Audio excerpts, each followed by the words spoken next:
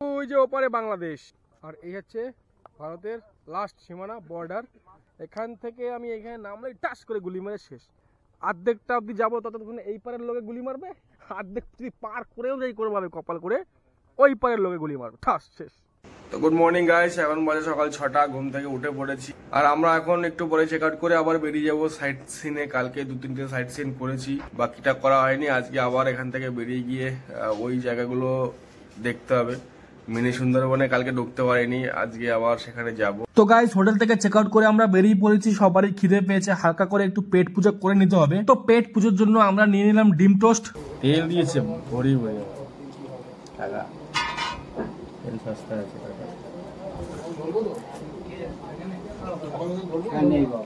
তো আমরা ডিম টোস্ট সাবার করে ইছামতি নদীর ধার দিয়ে সুন্দর দৃশ্য দেখতে দেখতে চললাম মিনি সুন্দরবনের উদ্দেশ্যে।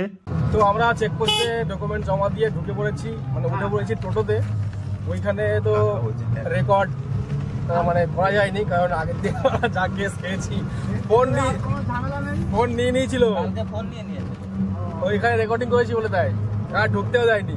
তো আজকে তো ওইখানে মোবাইল যা ক্যামেরা ছিল লুকিয়ে রেখেছিলাম।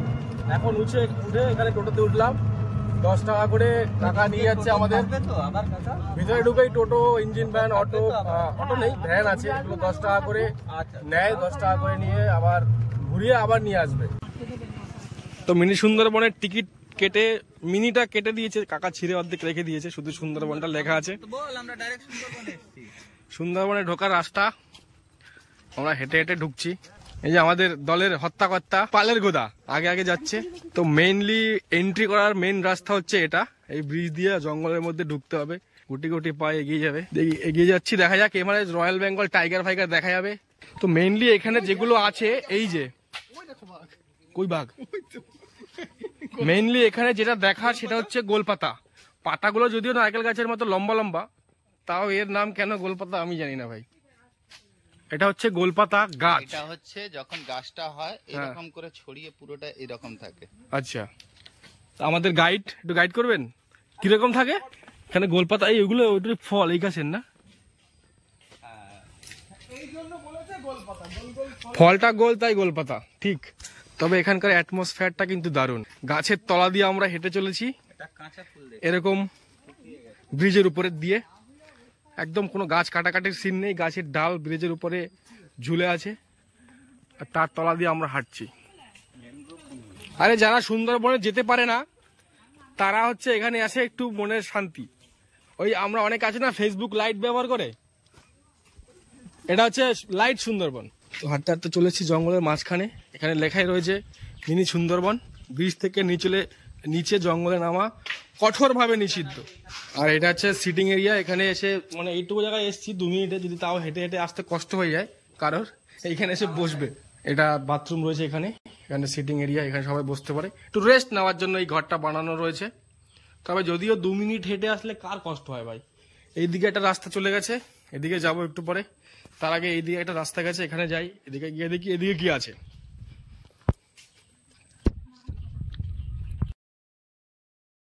Royal Bengal tiger, royal Bengal tiger চলে এসছে পিছনে।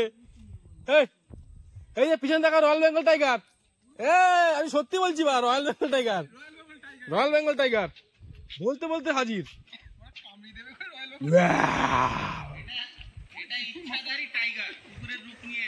হ্যাঁ, যখন তখন টাইগারের রূপ নিয়ে নেবে।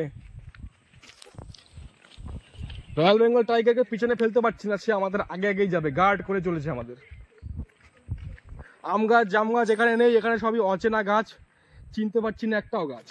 তো hello guys, welcome to mini Sundarban. আজকে চলে এসেছি আমরা মিনি সুন্দরবনে। দেখতেই পাচ্ছ আমার পিছনে কি কিছুই নেই, সোজা একদম ব্রিজ টাইপের চলে গেছে। সামনেও ঠিক একই ভাবে রয়েছে, আর এর মধ্যে দিয়ে আমরা হেঁটে বেড়াচ্ছি। গাছ জঙ্গল ছাড়া আর কিছুই নেই এখানে। গোলপাতা ম্যানগ্রোভের জঙ্গলে, মানে সুন্দরবনে যে গাছগুলো পাওয়া যায় সেই গাছগুলো এখানে রয়েছে।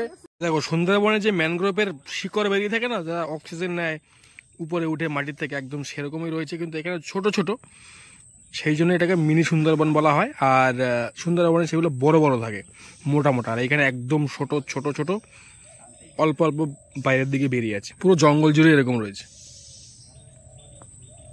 এখানে হালকা হালকা জল রয়েছে, কাতার মধ্যে ভালো করে বোঝা যাচ্ছে। ব্রিজের তলায় তো, তাই গাছ নেই।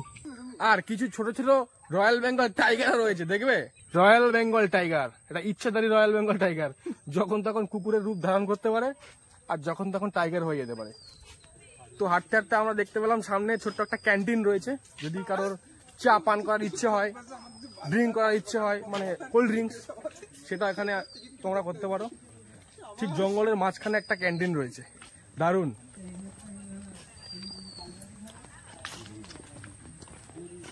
তো এখানে একটা ওয়াচ টাওয়ার রয়েছে, তার উপরে এখন যাচ্ছি আমরা হেঁটে হেঁটে। উপর থেকে ড্রোন ভিউ পাওয়া যাবে। হ্যাঁ, আর ওই ছাদে উঠে যাবে তো? যাবে না, এখান থেকে ভাবলাম ড্রোন ভিউ পাওয়া যাবে, তো গাছই আমাদের থেকে বেশি লম্বা লম্বা, তাহলে আর ভিউ করতে আসবে। ঠিক এরকম ভিউজটা, এখান থেকে হালকা ওই নদীটা দেখা যাচ্ছে, আর বাকি জঙ্গলই জঙ্গল। প্রচন্ড গরম এখানে, প্রচন্ড গরম, এত গরম এখানে। এখানে আসলে ঘেমে ফুমে একাকার হয়ে যেতেই হবে, কিছু করার নেই। হাওয়া বাতাস নেই, দেখতে পাচ্ছি গাছের পাতা পাতা কিছুই নড়ে না, একদম স্তব্ধ সব। এখানে বেশিক্ষণ টেকা যাবে না, নেমে যাওয়া যাক। তবে এখানে ঘুরতে আসলে ওয়াচ টাওয়ারে অবশ্যই উঠো, কিছু হলেও একটু চক্ষু দিয়ে দূর অব্দি দেখা যায়। তো সেকেন্ড যে ব্রিজটা রয়েছে এখানে রিভার সাইড, এটাতে তো যেতেই হবে। তো রিভার সাইডের ব্রিজে ঢুকে বললাম, সামনের দিকে এগিয়ে যাওয়া যাক। তো আস্তে আস্তে নদীর দিকে এগিয়ে চলেছি আমরা। বাস এটাই রয়েছে লাস্ট ভিউ পয়েন্ট, মানে এই ব্রিজটা লাস্ট, এটা এই ব্রিজটা লাস্ট ভিউ পয়েন্ট। এখান থেকে নদীটা একদম স্পষ্টভাবেই দেখা যাচ্ছে, এছাড়া আর সেরকম কিছুই নেই।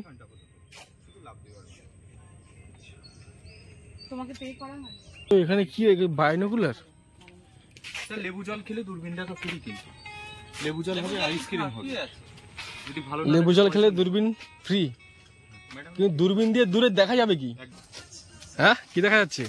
শেষ ভিউ পয়েন্টে এসে আর একটা রয়্যাল বেঙ্গল টাইগার দেখতে পেলাম, কালার রয়্যাল বেঙ্গল টাইগার। ওরা এখানে কিসের আশায় বসে থাকে? লোকে খাবার দেয়? হ্যাঁ, সিজনে ওটা তো অ্যাকচুয়ালি এই কুকুরটা সারা বছর এখানে থাকে। আচ্ছা, অনেকে বিস্কিট দিলো, বিরিয়ানি খেয়ে ওরা হয়তো অল্পটা দিল। বিএসএফ দের স্নাইপার ডগ না তো এগুলো? আবার দূরবীন দিয়ে ওপারে বাংলাদেশ দেখার জন্য আমরা দাদার থেকে লেবু জল কিনলাম, আমাদের আমার 30 টাকা। এটা তো 0 পয়েন্ট, ধরো চেক করতে কোনো সমস্যা হলো বিএসএফ কার্ড ঢুকতেই দেবেন। আচ্ছা, এই দিনগুলো এরকম। তাছাড়া তোমার যতই গরম পড়ুক, বৃষ্টি যাই হোক, নর্মালি 150-200 লোক হয়। শনিবারের পরগুলো একটু বেশি। গ্লাস কত করে এটা? আজকে আমার উইকেন্ডে, আজকে আছে লোক বেশি, আজকে লোক হবে। এত মনোযোগ সহকারে দেখো না দাদা, এত মনোযোগ সহকারে দেখো না। ওই পারে দেখা যাচ্ছে ওই যে ঘর বাড়ি জানলা ফুটো করে ঘরের মধ্যে লোকজন ঘুরে বেড়াচ্ছে। আমার হাত পিছনটা একটু তুলে দিই, পিছনটা। গরু হাঁটাচলা করছে।